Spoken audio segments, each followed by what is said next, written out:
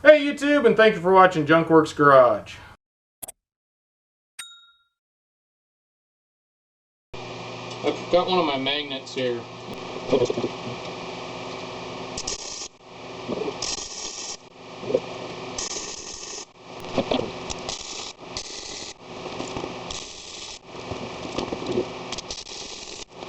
Here it is in all its ugly glory.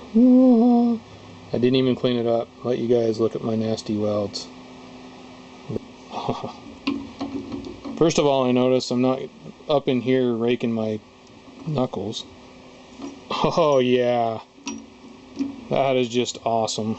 I can just reef right down on that and it doesn't slip. Don't want to break it, but then I can undo it. It's fairly comfortable in the hand. That is just awesome.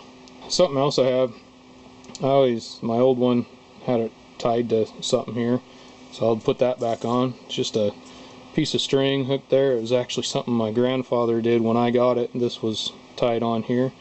Something I did to it, because it was always kind of hanging down, getting in the way, or down back there, and it would get caught on something when I went to pull it up.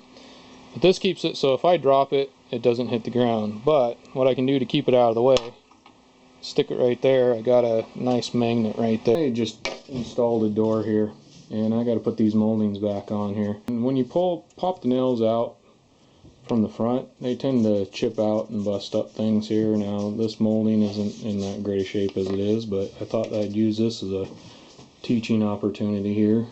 If you got yourself a pair of pliers, professionally, yeah, ain't nothing professional about what I do.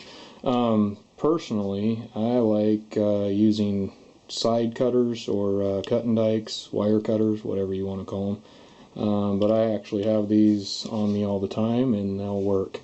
Just grab a hold of the nail and pull it out from the back. Just pry up on it a little bit at a time and pop it out from the back. That way you'll end up with a hole, but you won't get breakout or chip out.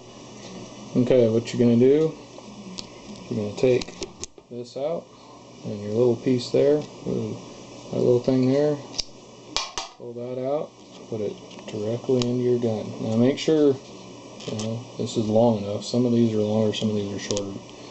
Most of them are about this size, I've noticed. But that'll go right into the gun, and it'll actually clip in a little ways. It's just the tip of it sticking out here.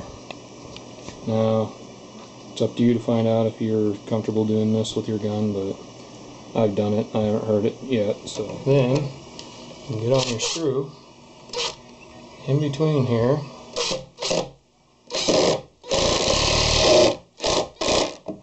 And get it down in there. I need to push with both hands, but you get the basic idea.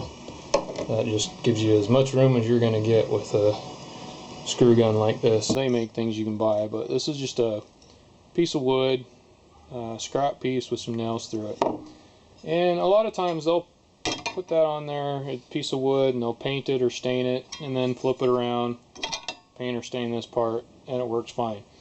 Now in the automotive world you can't really do that, because it really does matter if you got 4 little tiny nicks in there in most cases. But in this case where I'm just kind of doing some undercoating, I'm going to clean these up and paint them with some of this Rust-Oleum undercoating stuff.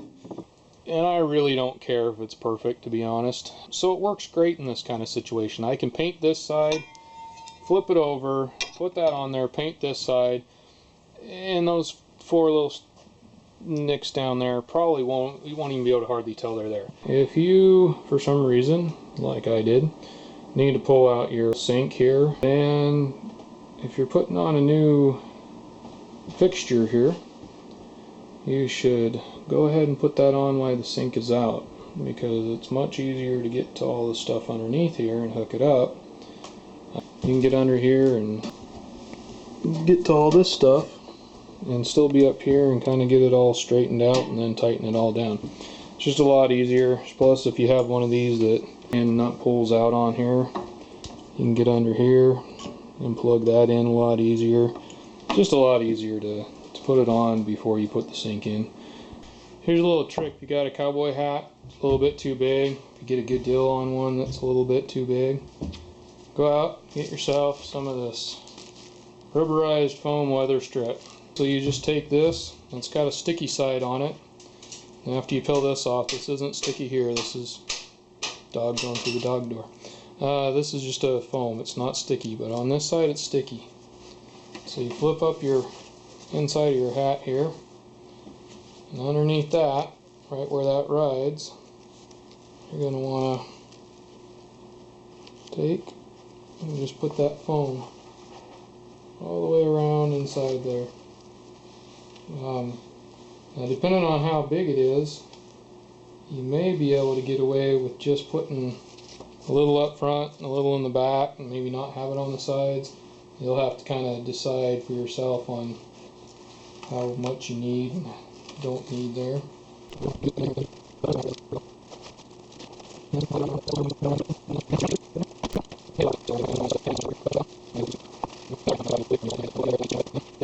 It'll hopefully fit without falling off in the wind. I'll let you have a closer look. See, I just wrap them up. There's the Ranger band, goes right over the top of it. Works great. Real easy to make. Start out with a big full-size inner tube. Cut it in half. And you got a big long inner tube. See, this is a piece that's off of another one. All you have to do, depending on your size, if you really want them fairly stretchy, make them pretty thin. If you want to have, you know, something that doesn't have to be quite as stretchy, but it needs to be a lot stronger, you want a little bit thicker, because these will break. When you first start getting them going here, you want to take them and you want to kind of pull them apart. You want to get them warmed up. Just the friction alone will kind of warm them up.